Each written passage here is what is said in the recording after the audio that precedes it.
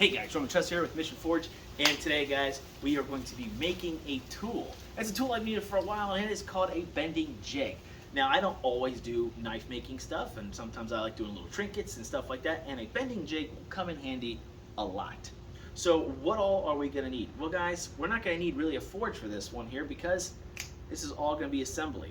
Now I already got everything prepped and cut, but let me kind of go over the list of materials you're going to need. You're going to need some type of square stock. Now it doesn't have to be square stock. If you want to use a Perch hole, you can, but this is going to be, so for my hardy hole, this is 1 inch thick A36 tool steel. They'll sit inside my hardy hole, and it's approximately 4 inches long.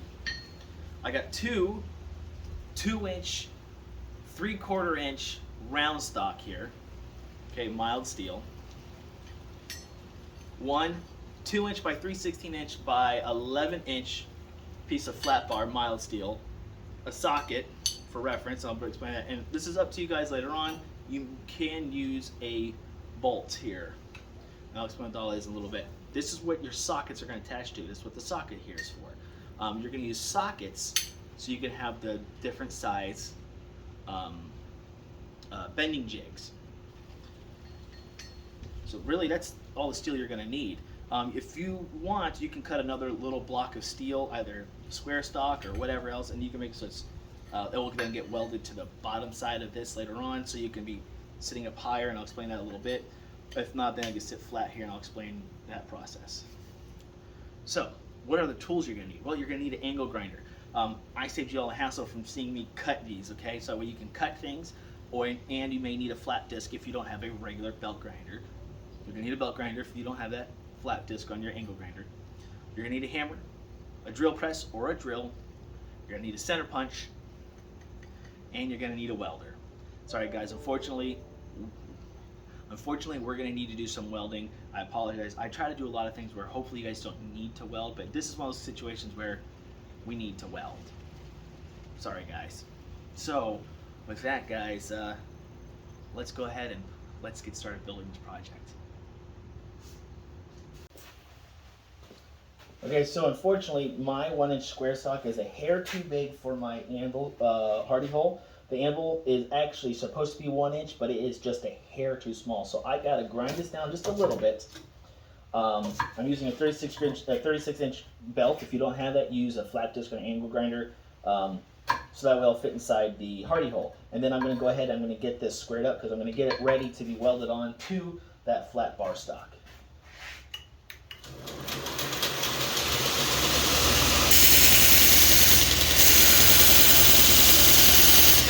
And here you'll see the difference in grind. Shows you that's not slow.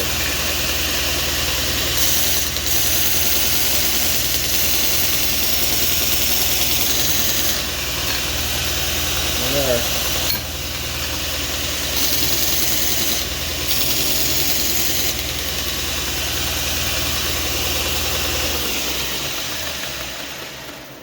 We're now squared.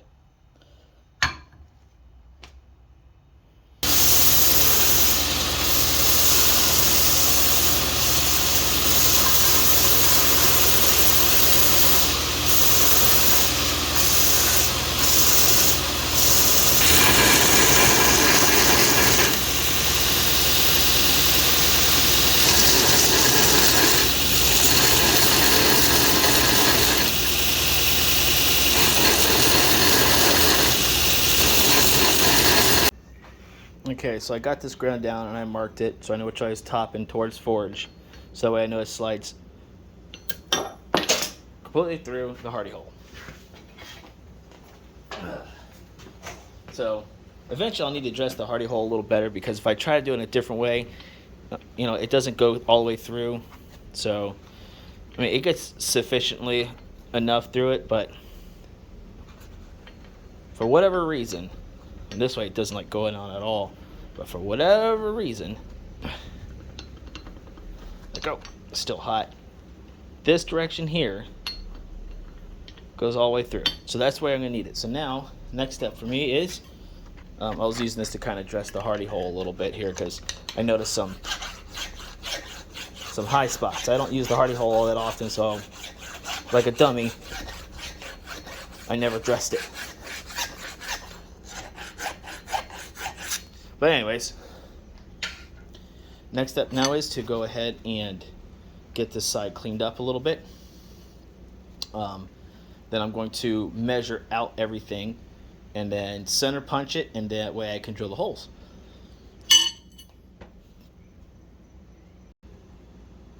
So I measured it out, and every half inch there's going to be a hole. Well, not the whole length here, because one end we're going to be putting the square stock on. But then I measured it, then width-wise found the center, and then I marked where it needs to be. So now I'm going to go through and center punch every single one of these, with the exception of probably this, the first, probably without the exception of the first three. I probably won't do these three. I'll probably start at number 4 and just work my way down. It gives me plenty of room to work with, and I'm going to be drilling them out to 5/16 right now. And then I haven't decided yet if I'm going to do a peg style, so just be sliding the hole, or if I'm going to be doing a bolt or not. So we'll see yet. We'll see that to come. So for now, I'm just going to go ahead and start on hole number 4 and center punch them all.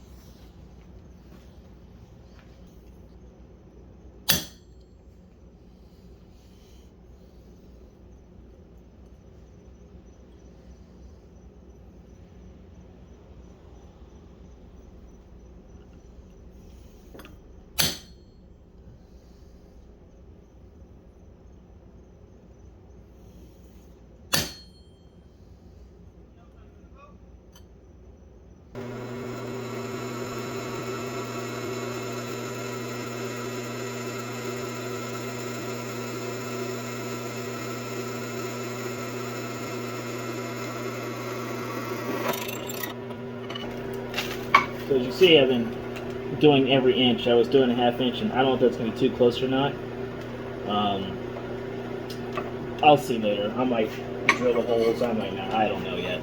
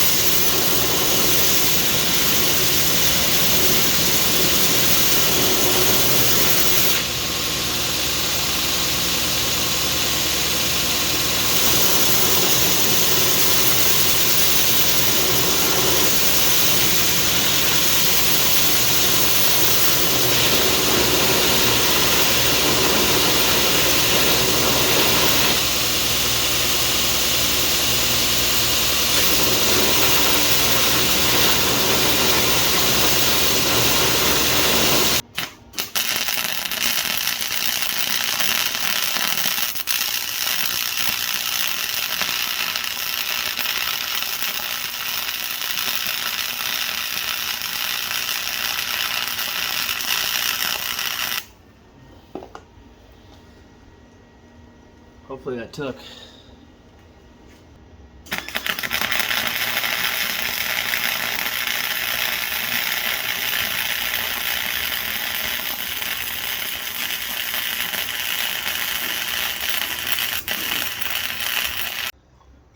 Alright, let's see if that fits. So that seems to make a pretty good weld on there. It's not coming off.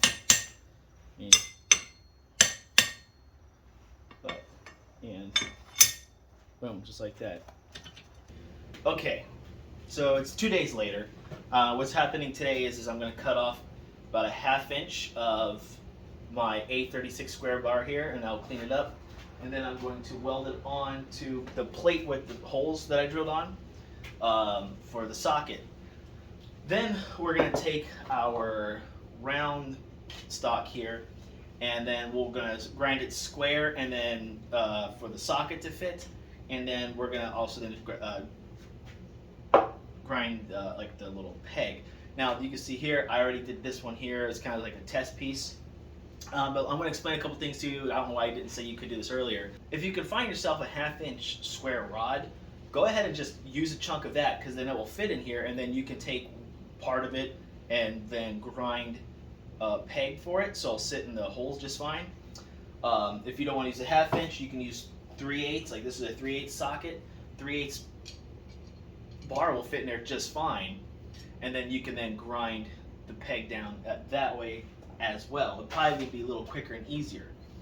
But I had this round stock here, which is 3/4 inch. I'm always doing a lot of measurements lately because my memory is not what. No, 5/8. So, so this 5/8 stock here, I'm going to grind down to 1/2 inch. So it will fit my 1/2 inch sockets, and then I'll grind the peg down. So about 11/16 of it is going to be the peg, and the rest is going to be squared off for the socket to sit on. So we're going to go ahead and we're going to get started doing that.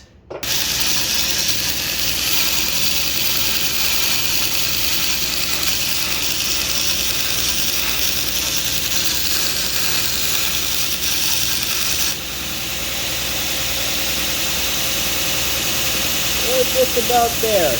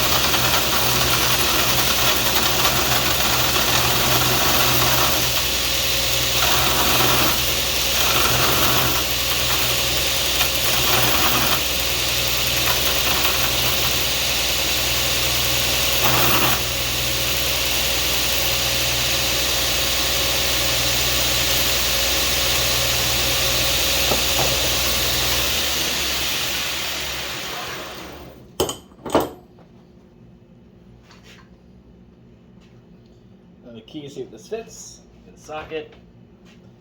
Test. And voila. That fits. For the most part, it's a little small, but. So instead of using that big square bar, I'm using a piece of angle iron here. That will span across the plate here. And it'll act, so it'll spin across the plate like that, and it'll act like a foot then, or a rest. Okay, so got that welded on now. So I went with it where the L's on the bottom of it. I just think it gives a little bit more stability and support. So I went with that route. It's pretty good. I cleaned up all the splatter and stuff already. I may or may not spray paint this just to protect it or something. I don't know yet. I may just leave it alone. Whatever. But now it's done. So I got my two little pieces here. So if I really want to, I can go ahead and put some sockets on, and I think I might as well give this a quick test run. So let me get a piece of steel heated up real quick, and then see how this works out for an S curve to bending and stuff like that. So let's get a quick test run. Let's see how well this works. I'm gonna have to remake some new pins because these are a little wobbly. It'll be all right. This is not an impact tool, so we can't impact it, but if we were to take it and just kind of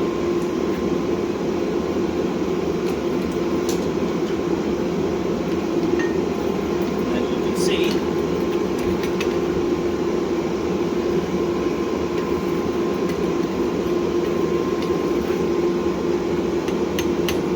I know I said it wasn't an impact tool, but yeah, here I am doing this.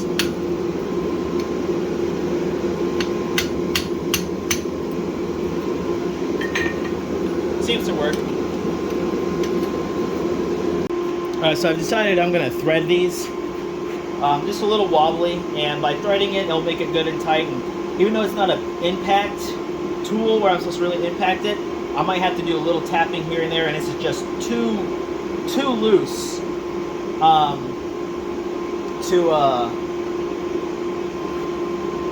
to really use as an impact. It moves around too much, so that's what I'm doing now. It's fine if I'm just bending, but this is just me just trying to make it a little bit more sturdy and better. And what I'm doing is the pegs that I'm threading right now. I'm threading this, go nice and easy. Go a little bit, back it off a little bit to break the pieces, and you just keep going all the way down.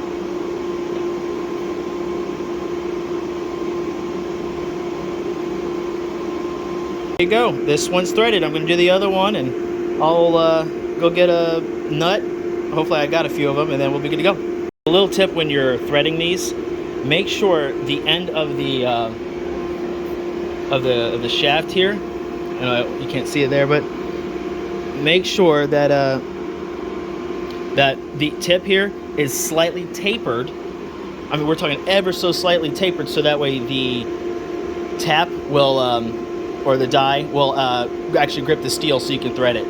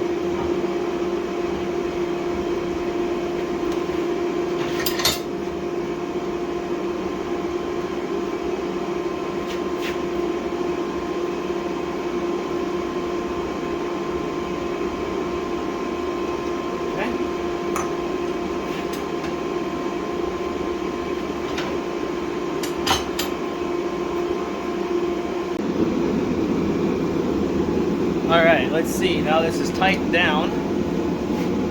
See how well it does.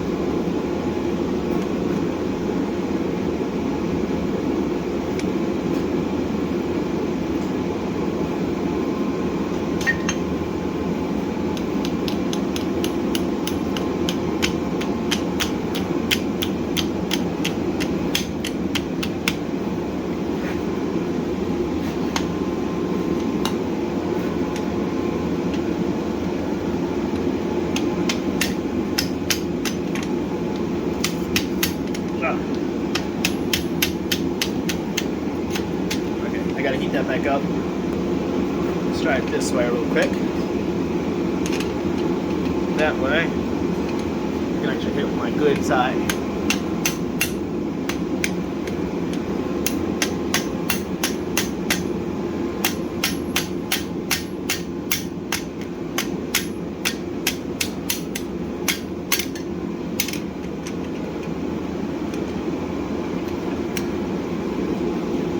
All right, not too bad. I'm just gonna go ahead and straighten it out in a second.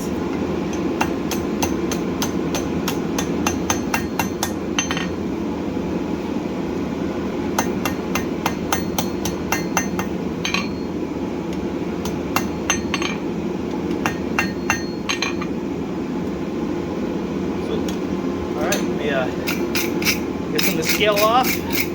I'm gonna throw it in some oil.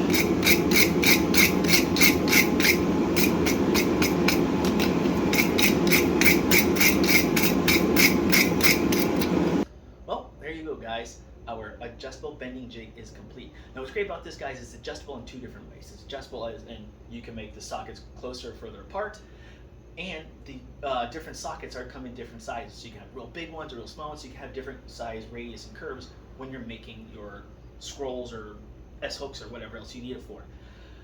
So that's what's great about this. It's a pretty diverse tool, and I like to be able to do multiple things with my tools. Excuse me. Now you guys noticed as we were going along and doing this, we had to make some changes along the way. You know, we had to add a little foot to this. I had to thread the studs on here, the little pegs on here, so that way it's nice and tight. Even though this is not an impact tool, I do need to tap around the sockets so that way I can get good, nice, clean bends. And when these weren't threaded, it would just wobble too much. So I had to do that. And it is what it is, guys. I mean, it's not like I had a plan. This is something I just did in my head. But with that, guys, hopefully you found this video entertaining, educational, inspirational, all that fun jazz. If you have, go ahead and hit that like button. Also, if you got any comments or suggestions, leave them down below. And don't forget to click that subscribe button and hit that bell for more notifications. With that, guys, thanks for watching, and I'll see you later.